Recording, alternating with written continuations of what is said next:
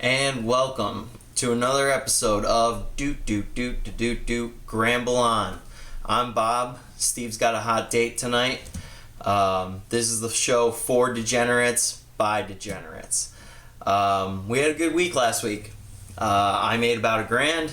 Steve made somewhere pretty damn close to that. And it was really good, and we'll go over those numbers. Kind of, since it's just you and me, just kind of want to talk you through just a few ideas, because really I just throw out picks. I can talk about UFC, but when it really comes to football, Steve's got most of those details down. So let's talk about, I'm more of the numbers guy. Let's talk about when we're looking at it in the numbers. I'm looking for consistency. I'm looking for a team to be very consistent. I don't care if they're consistently bad. I just want them to always be bad, right? So I want, if a team's only going to score 10 points, I want them to consistently score 10 points. And if a team's going to score 45 points, I want them to consistently do that. It makes my job a lot easier, because when a team that does 45 and a team that does 10 spreads only 12, what do you think that the spread's going to come out to be?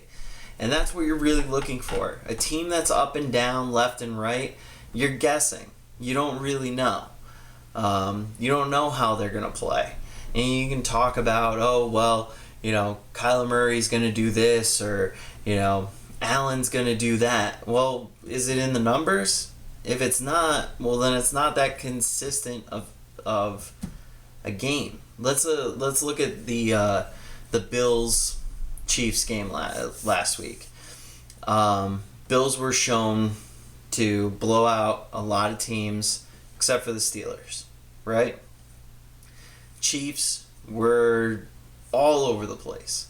And this is why me and Steve kind of got into that fight, was how are you going to sit here and tell me that the Chiefs are going to cover the spread when there is no consistency whatsoever to say that it is?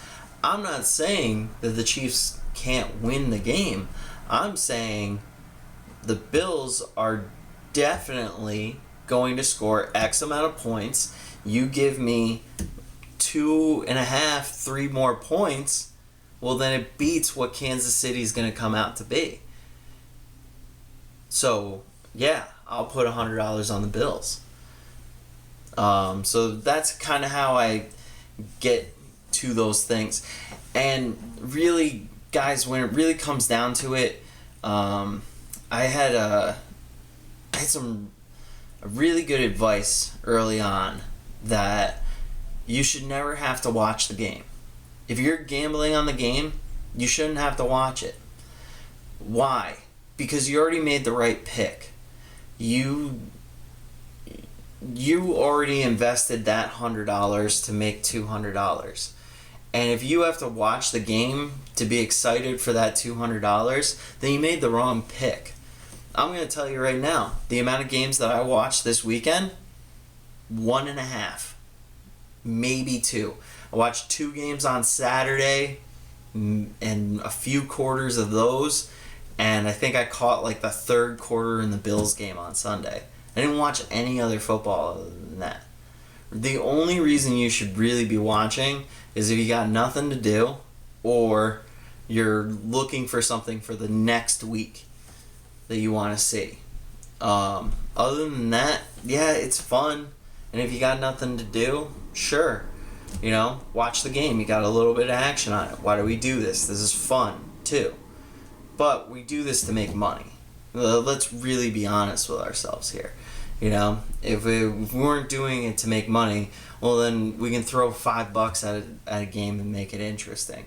We're talking actual money to win actual, cash prizes here. So just a little piece of advice. And here's the other thing, is that somebody also kind of pointed this out, is you don't have to bet all 16 games. You only have to bet one. You might not even bet that weekend. Why? Because do you think stock traders sit there and put money on every single company? No, they would go broke in a minute, right? You're doing the same exact thing. So why? You don't have to have money on every game. You don't have to have money on 1 o'clock, 4 o'clock, and Sunday night. You just pick the games that are supposed to come out and call it a day. Some days some weeks I'm betting on Sunday night football. Some weeks I'm betting on Monday night football. It doesn't matter. I don't look at it that way. I only look at weather, injuries, and stats. That's it. That's all we need to look at. So, anyways, just outside of that, actually, I was listening to a really good podcast. At least this one was. Just got turned on to it. It's called Anything Better. It's with Bill Burr and Paul Verzi. I think they just started it, whatever it was. They had this guy on. His name's Jason Scott. He works for BetMG. He's one of the, I think, higher tier bookmakers over there. And they were kind of, I just thought this was kind of interesting, just kind of check it out. One of the things that kind of opened my eyes to it, I always wondered why a line would kind of stay at something when clearly the book was losing money. And you see this from time to time, and you're like, why is the book just handing money? Jason really kind of opened my eyes to it. The way that the book looks at it is they look at it as a whole.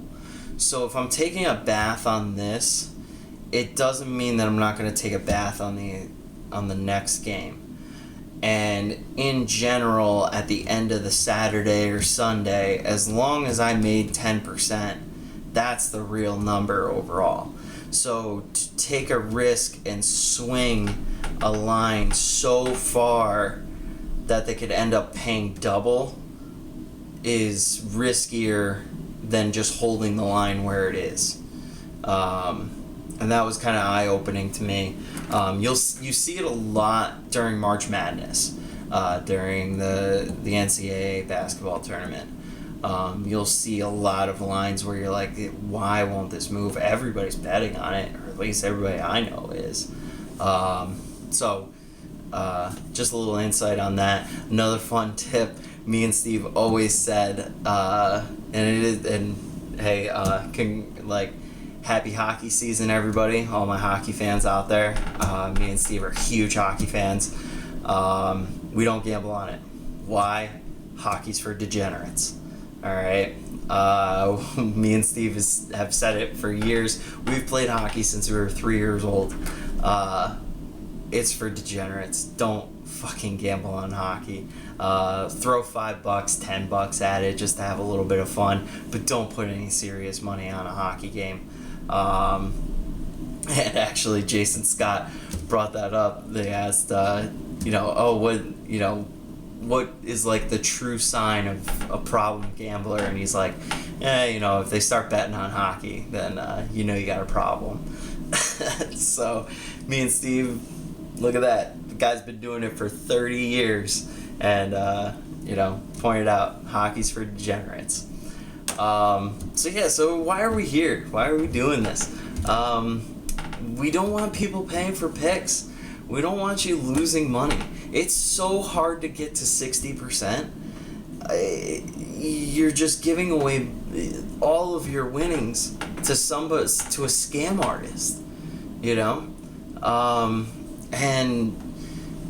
we just want to be able to help everybody else out. We're going to make our money, whether we do this or not.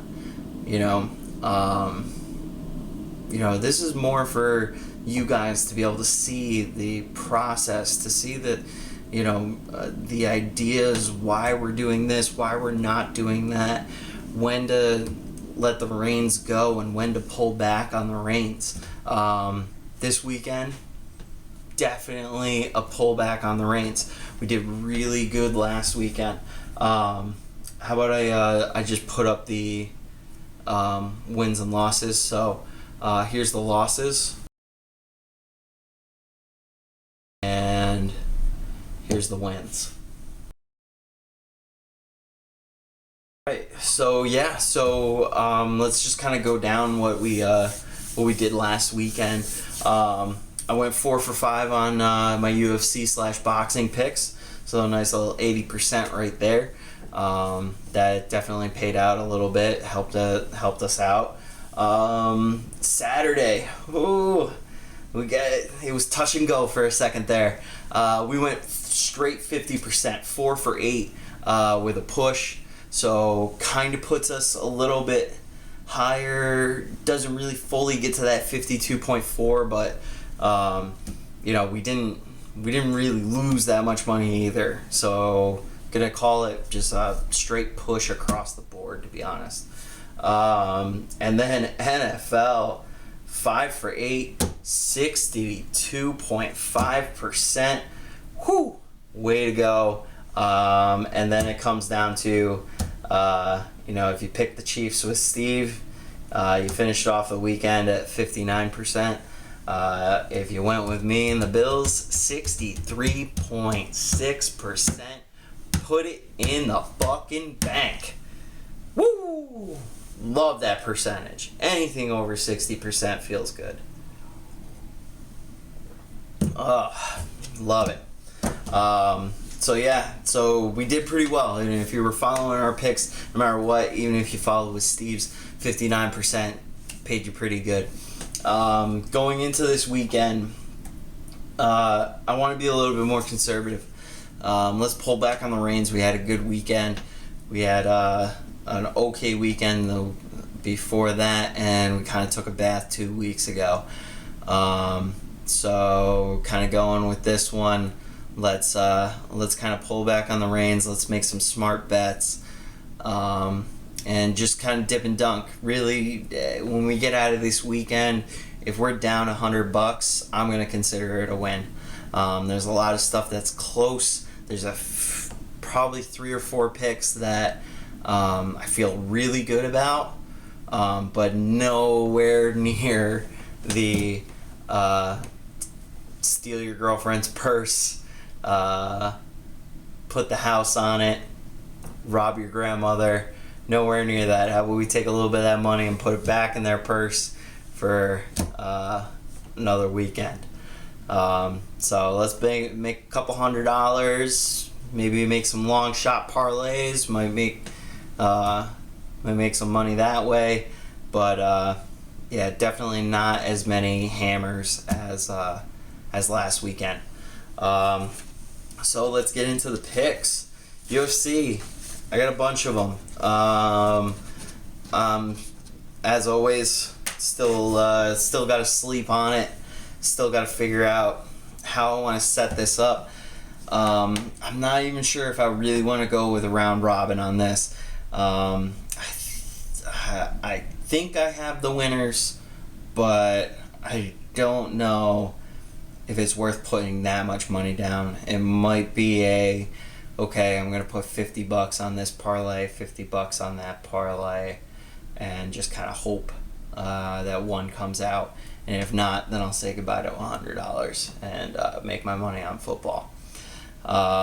So, anyways, starting from the top, Dana Badgerell, this is going to be rough, and Brandon Davis.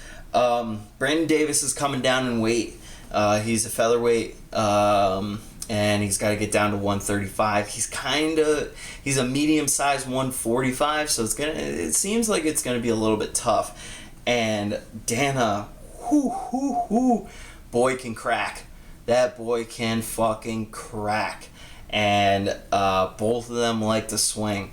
So I'm gonna go with Dana.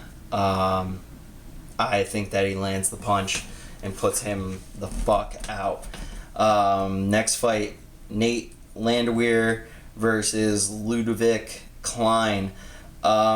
Nate is a fighter's fighter. He is very fun to watch. He likes to brawl. He likes to get into really bad situations. basically it looks like he doesn't have a game plan. He can hit pretty hard, but Klein is very technical. He's going to keep him on the outside, and I assume that he's probably going to take him down and choke him out, to be honest with you. So I'm going to take Klein in that one. Then we'll skip over the Cedric Eubanks fight. I think that's just too close to call. Danny Roberts. This one's kind of towards the back end of my picks, but I'm going to take Danny Roberts over Ameev. Just because I think that Ameev has the tools to wrestle, but I think he wants to be exciting. And if it's going to be a striking match, Danny Roberts is definitely going to win it. Andrew Sanchez versus Bruno Silva. Andrew Sanchez is decision.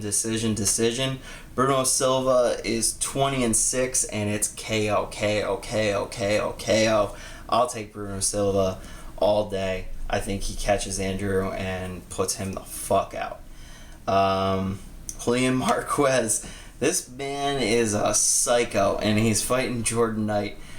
Jordan Knight, he's a good fighter. He's a very good fighter.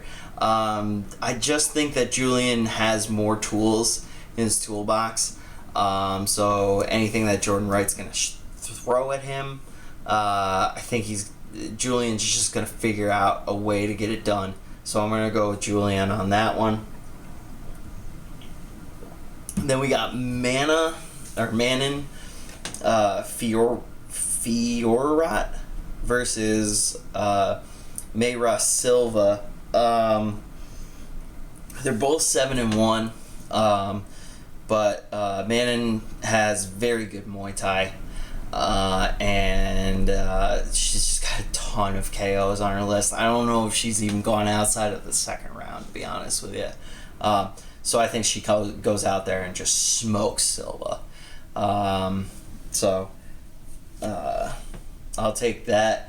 And then we get into a few questionables. Jim Miller, getting old. He's 38. He's on a losing streak, and I think he's only won 2 or 3 of his last 8.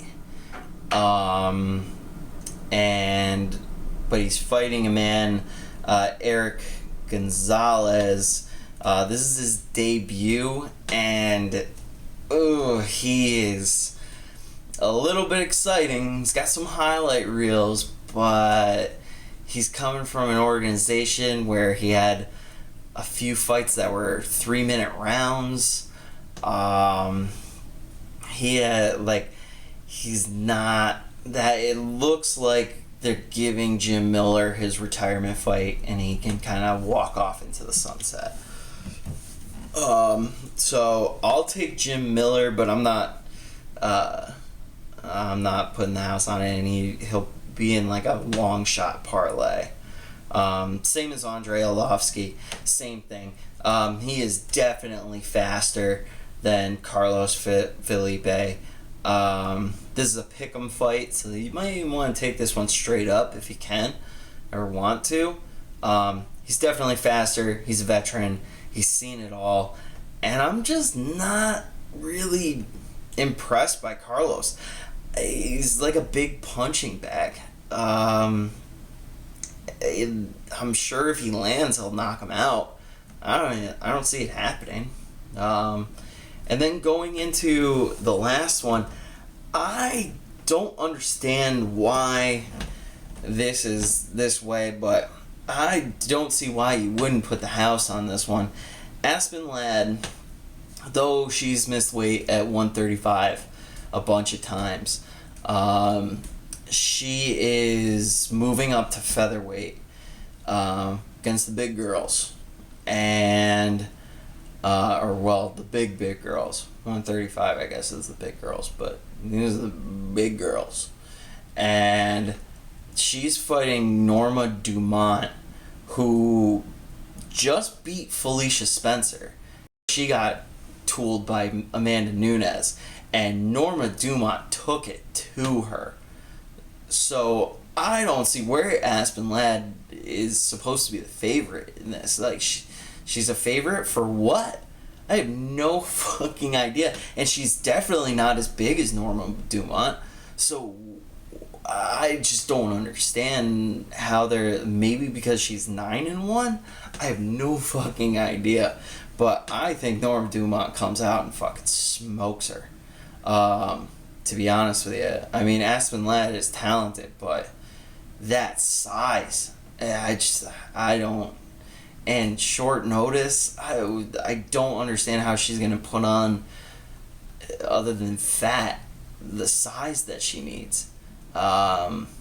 Maybe this should come in a little bit better with water weight, but,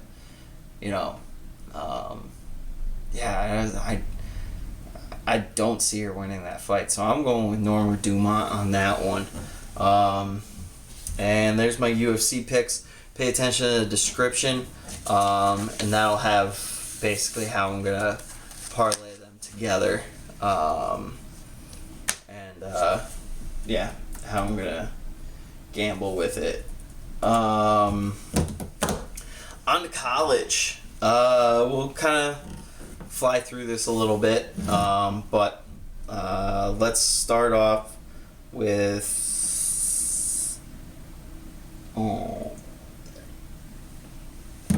Let's start off with Akron.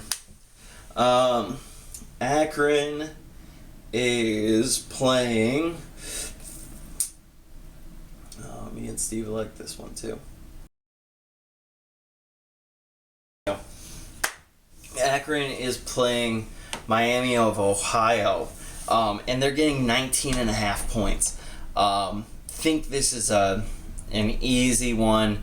I wouldn't put a ton of money on it, but I mean, Miami of Ohio, Akron almost beat Ohio, like regular Ohio, and Miami of Ohio isn't that good. I'll take the 20 points and give it a run. Just one that we like. Then we're going on to Nebraska.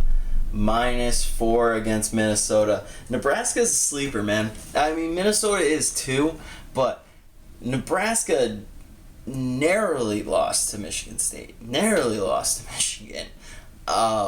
They're a good team. They are a good team. Minnesota isn't that good of a team. I'll lay the 4 points and take Nebraska all day. So we really like that one. Also, San Diego State playing San Jose State, -9. Take it all day. Take it to the house. Then Texas A&M against Missouri. Texas A&M is -9. As long as their starting QB ends up playing, we'll take the -9. But even then, still a lot of points. Maybe just throw in a parlay or something like that. Michigan State, we are riding the Michigan State train against Indiana, -5. Take it all day.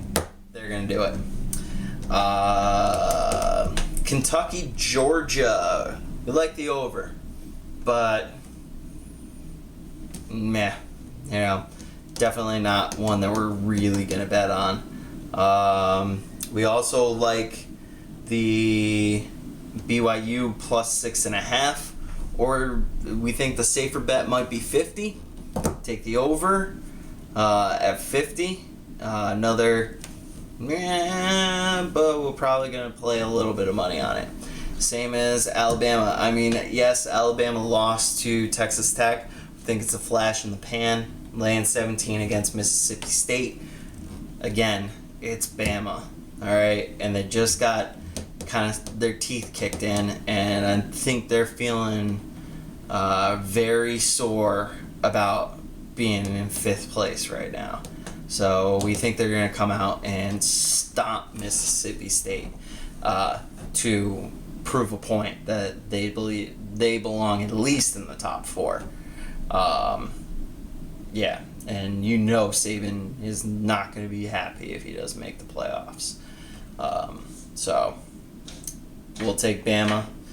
And then moving on to our few other picks. Pitt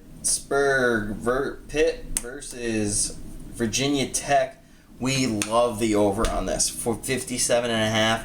This is going to be a barn burner. I assume by the third quarter we're going to have it. So definitely take that.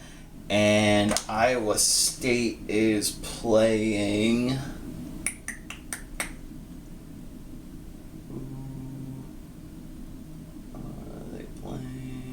They're playing Kansas State. -6.5. Iowa State was good. They showed a pretty good game against Iowa.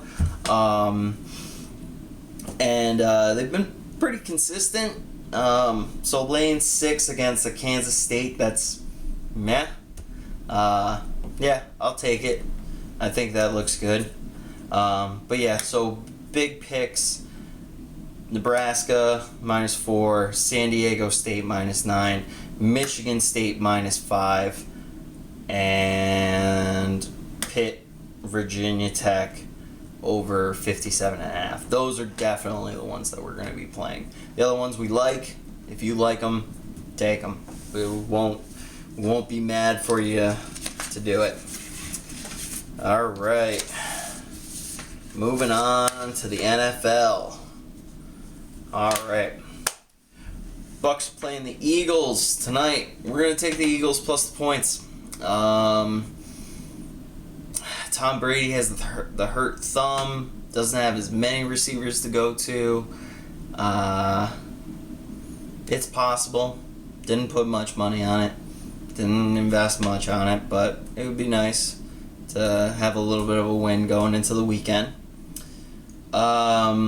Dolphins, Jags. Dolphins -3.5 against the Jags. Over-under is 47. We like the over. Probably won't play it, but we like the over. So if you guys are liking it, we think it could come out. Vikings, Panthers. Vikings -1. Over-under is 45.5. We're not touching that game. Again, going back to consistency.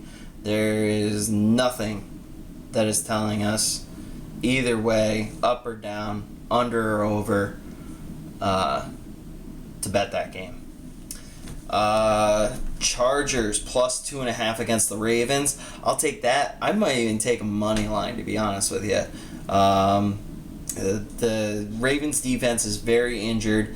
Lamar Jackson might be able to pull it off, but he's got an uphill battle to climb.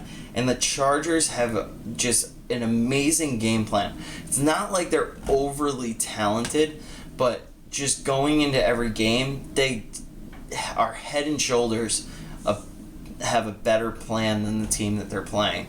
So I'll take a few points. I think they'll keep it close because, they're very smart about playing their games. And if you think they're going to win, take the money line. Rams -9.5 against the Giants. We like it. Are they going to be able to pull it off? Guess it kind of comes down to Dan Jones.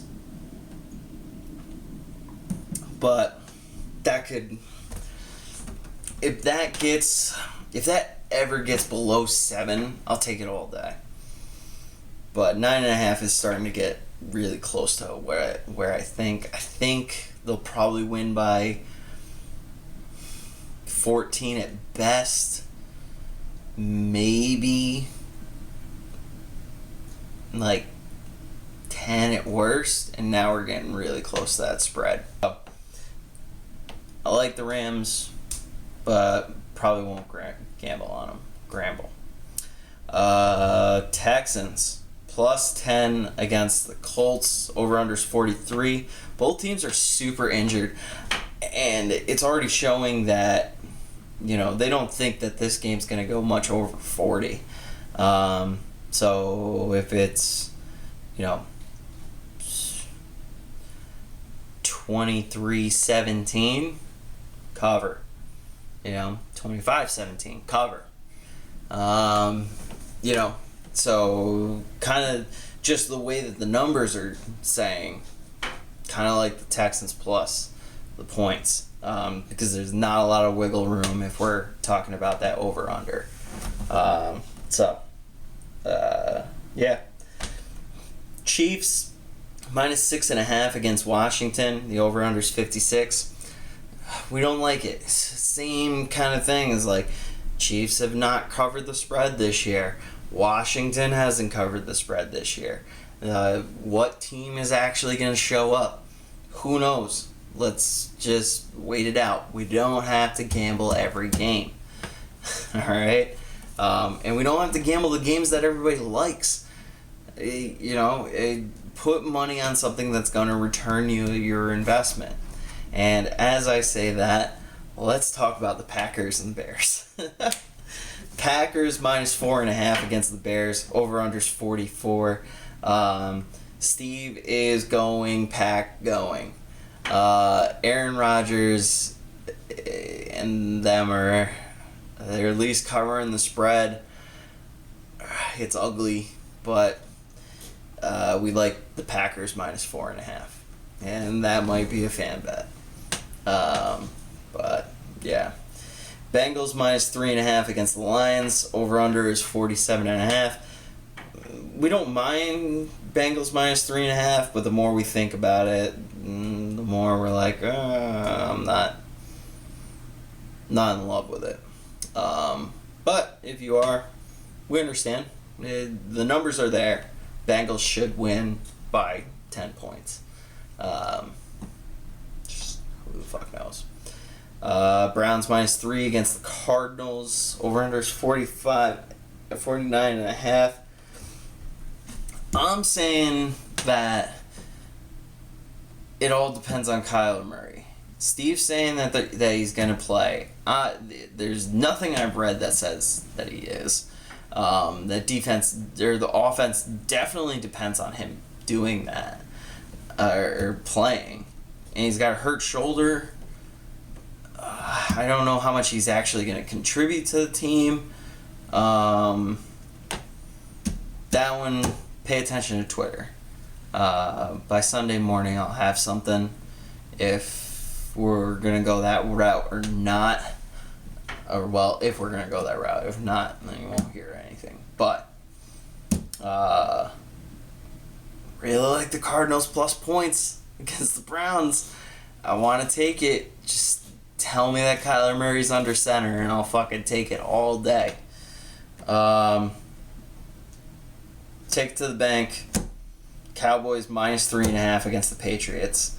Lock of Sunday. Chargers or Cowboys, either way. Don't see those two teams not covering. Take it for what it's worth. Raiders, Broncos minus 3.5. Over-under's 44. We were talking about it.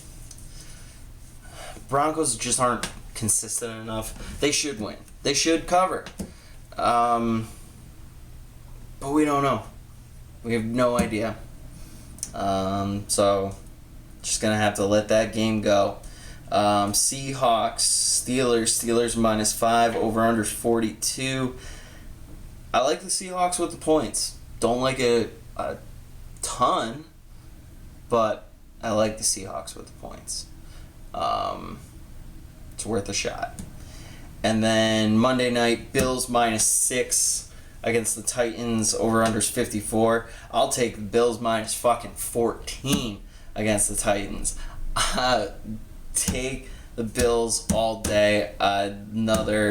If those are my 3 picks, I'm taking them.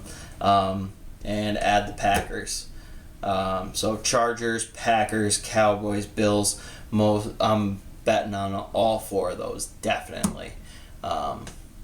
And then I might sprinkle in Texans and Seahawks, but a little bit lower money on those. So as usual, follow us on Facebook, follow us on Twitter, subscribe so that it pops up, so that you guys can easily get to this video. And we'll see you next week. Gramble on.